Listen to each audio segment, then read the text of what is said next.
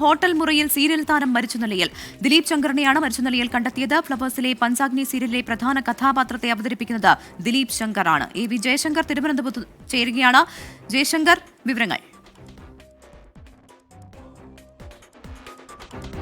അതായത് ഈ മരിച്ച ദിലീപ് ശങ്കറിന്റെ മൃതദേഹം നിലവിൽ ഈ ഹോട്ടലിൽ നിന്ന് കൊണ്ടുപോവുകയാണ്. തിരുവനന്തപുരം മെഡിക്കൽ കോളേജ് ആശുപത്രിയിലേക്കാണ് ഈ ഭൗതികദേഹം കൊണ്ടുപോവുക. അവിടെ പോസ്റ്റ്മോർട്ടം ഉൾപ്പെടെയുള്ള കാര്യങ്ങൾ പൂർത്തിയാക്കാനുണ്ട്. ഇന്ന് രാവിലെയാണ് ഇദ്ദേഹത്തെ ഹോട്ടൽ മുറിയിൽ മരിച്ച നിലയിൽ കണ്ടെത്തുന്നത്.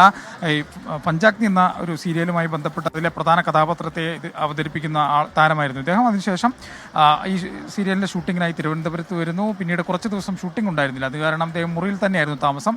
പക്ഷേ ഈ സീരിയലിന്റെ പ്രൊഡക്ഷൻ ടീമും ഒപ്പം തന്നെ ഹോട്ടൽ അധികൃതരും നിരന്തരം ഫോൺ വിളിച്ചിട്ടും ലഭിക്കാത്തതിനെ തുടർന്നാണ് ഇവർ വിവരം പോലീസിനെ അറിയിച്ചത്. ഇന്ന് രാവിലെ പോലീസ് ഇദ്ദേഹം താമസിച്ചിരുന്ന മുറിയുടെ വാതിൽ ചവിട്ടിപ്പൊളിച്ചാണ് ഉള്ളിലേക്ക് കടന്നത്. ആ ഒരു ഘട്ടത്തിലാണ് തറയിൽ ദിലീപ് ശങ്കറിനെ മരിച്ച രീതിയിൽ കണ്ടെത്തിയത്. എന്തായാലും ഇതുമായി ബന്ധപ്പെട്ട് ആത്മഹത്യയല്ല എന്നാണ് പോലീസ് പ്രാഥമികമായി പറയുന്നത്. ഇദ്ദേഹം ഹാർട്ടിൻ്റെ അസുഖത്തിന് ഉൾപ്പെടെ മരുന്ന് കഴിച്ചിരുന്നു. അത് മറ്റേതെങ്കിലും തരത്തിൽ മരുന്നിൻ്റെ എഫക്റ്റ് കാരണം അതൊരു മരണത്തിലേക്ക് കലാശിച്ചതാണോ, ഏതെങ്കിലും തരത്തിൽ അറ്റാക്കോ മറ്റോ ആണോ എന്നുള്ള കാര്യമാണ് പോലീസ് നിലവിൽ പരിശോധിച്ചുകൊണ്ടിരിക്കുന്നത്. എന്തായാലും ഇദ്ദേഹത്തിൻ്റെ മൃതശരീരം നിലവിൽ ആശുപത്രിയിലേക്ക്, തിരുവനന്തപുരം മെഡിക്കൽ കോളേജിലേക്ക് മാറ്റുകയാണ്. എന്തായാലും പോലീസിന് ഇൻക്വസ്റ്റ് നടപടികൾ കഴിഞ്ഞ കുറച്ച് മണിക്കൂറുകളായി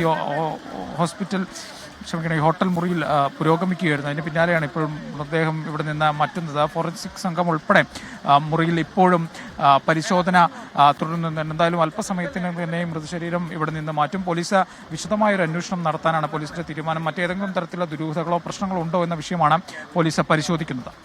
സ്വാഭാവികമായും അതൊക്കെ അന്വേഷിക്കേണ്ടത് തന്നെയാണല്ലോ ജയശങ്കർ. 3 ദിവസമായി അദ്ദേഹം മരിച്ചിട്ട് എന്നുള്ള ഒരു പ്രാഥമിക നിഗമനത്തിലേക്ക് പോലീസ് എത്തിയിട്ടുണ്ടല്ലോ. അപ്പോൾ അദ്ദേഹത്തെ ഈ 3 ദിവസമായി കാണാതിരുന്നതോട് ആരും അന്വേഷിച്ചെത്തിയിരുന്നില്ലേ?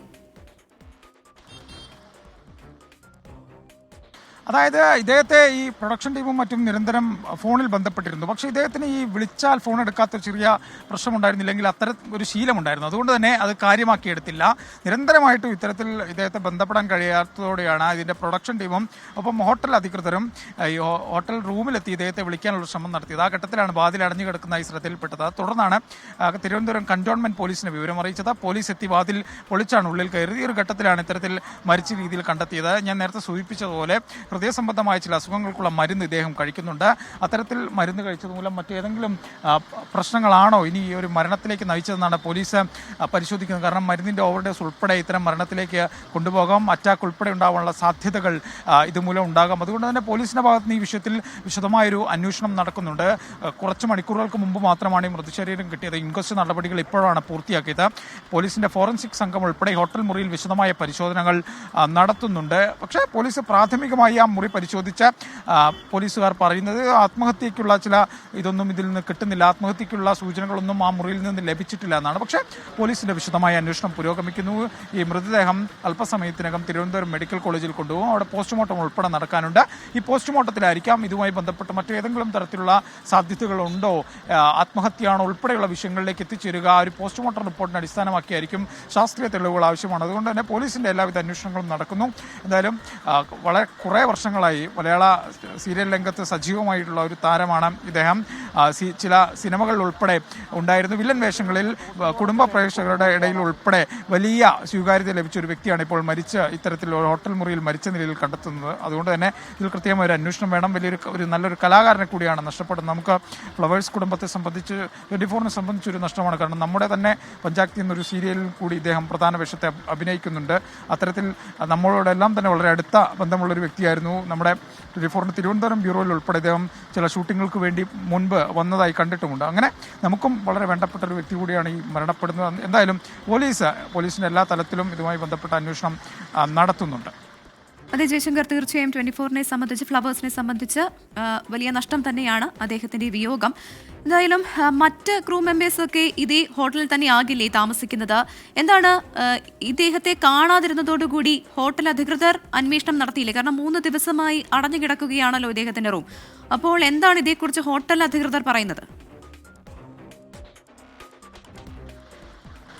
അതായത് ഇത്തരത്തിൽ ഷൂട്ടിങ്ങിനും മറ്റും വരുന്ന താരങ്ങൾ പൊതുവെ റൂമിൽ തന്നെ കഴിയാറാണ് പതിവ്. ഇവർ ഷൂട്ടിംഗ് ഉണ്ടാകുന്ന ഘട്ടത്തിൽ മാത്രമാണ് പുറത്തേക്ക് പോകാറ്. അതുകൊണ്ട് തന്നെ ഹോട്ടലുകാരെ സംബന്ധിച്ച് ഇതൊരു പുതിയ സംഭവമല്ല. നിരന്തരം ദിവസങ്ങളോളം റൂമുകളിൽ കഴിയുന്ന താരങ്ങളുണ്ട്. അവർ ഈ ഷെഡ്യൂൾ അനുസരിച്ച് മാത്രമാണ് ഈ പുറത്തേക്ക് ഇറങ്ങുകയും മറ്റും ചെയ്യുന്നത്. എന്തായാലും ഇദ്ദേഹത്തിന്റെ വിഷയവുമായി ബന്ധപ്പെട്ട് നാളെയാണ് ഇദ്ദേഹത്തിനൊരു ഇനി അടുത്ത ഷെഡ്യൂൾ പ്രകാരം ഷൂട്ടുണ്ടായിരുന്നത്. അതുകൊണ്ട് തന്നെ ആ രീതിയിൽ ഹോട്ടൽ അധികൃതർ ഇതുമായി ബന്ധപ്പെട്ട് മറ്റു തരത്തിലുള്ള ഇതിലേക്കൊന്നും കടന്നില്ല. 27-ാം തീയതി ഇദ്ദേഹത്തെ കണ്ടുവെന്ന് ഹോട്ടൽ ജീവനക്കാർ പറയുന്നുണ്ട്. ഒപ്പം തന്നെ ഈ സീരിയലുമായി ബന്ധപ്പെട്ട അണിയറ പ്രവർത്തകർ കഴിഞ്ഞ ദിവസങ്ങളിലെല്ലാം ഇദ്ദേഹത്തെ നിരന്തരമായി ബന്ധപ്പെട്ടിരുന്നു. പക്ഷേ ആ ഘട്ടത്തിൽ ഇദ്ദേഹത്തിന്റെ ഫോൺ അടിക്കുകയും പക്ഷേ ഫോൺ എടുക്കുന്ന ഒരു സാഹചര്യം ഉണ്ടായിരുന്നില്ല.